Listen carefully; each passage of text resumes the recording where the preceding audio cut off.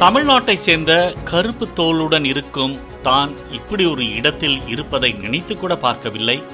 அக்கறையுடன் ஆன்மாவுடன் சமைத்த உணவுதான் தன்னை இந்த இடத்திற்கு கொண்டு வந்துள்ளது என அமெரிக்க சமையல் உலகின் டாப் விருதான ஜேம்ஸ் பியோர் விருதை வென்ற செஃப் விஜயகுமார் கூறிய உணர்ச்சி பொங்கும் வார்த்தைகள் தான் இவை.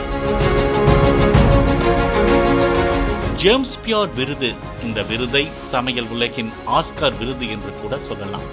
அந்த அளவுக்கு ஒவ்வொரு சமையல் கலைஞரும் இந்த விருதை என்றாவது ஒரு நாள் தங்கள் கையில் வாங்க மாட்டோமோ என சமையல் கரண்டிகளுடன் தவம் இருக்கும் ஒரு உன்னதமான விருது.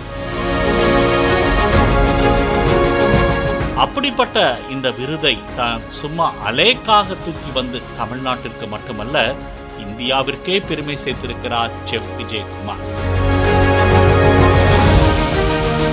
மதுரை மாவட்டம் நத்தத்தை சேர்ந்தவர் விஜயகுமார்.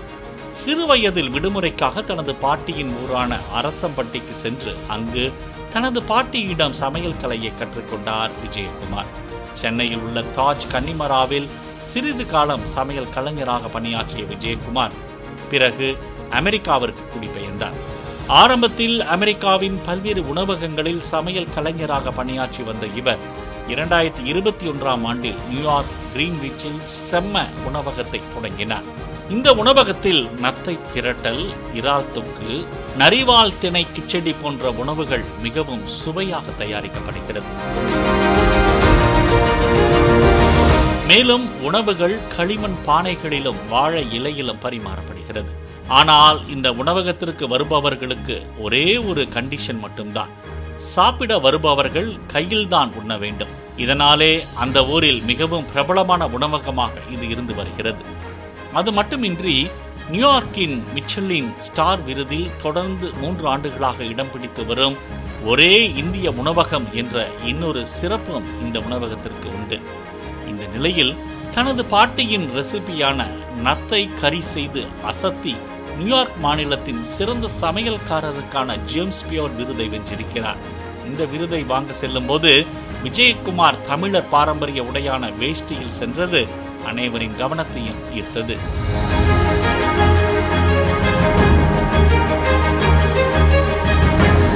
அதைத் தொடர்ந்து அந்த விருது வாங்கிய பின் பேசிய விஜயகுமார், நான் சமைக்க தொடங்கிய போது தமிழ்நாட்டில் இருந்து வரும் என்னை போன்ற ஒருவர் இந்த விருதை பெற முடியும் என்று நினைக்கவில்லை.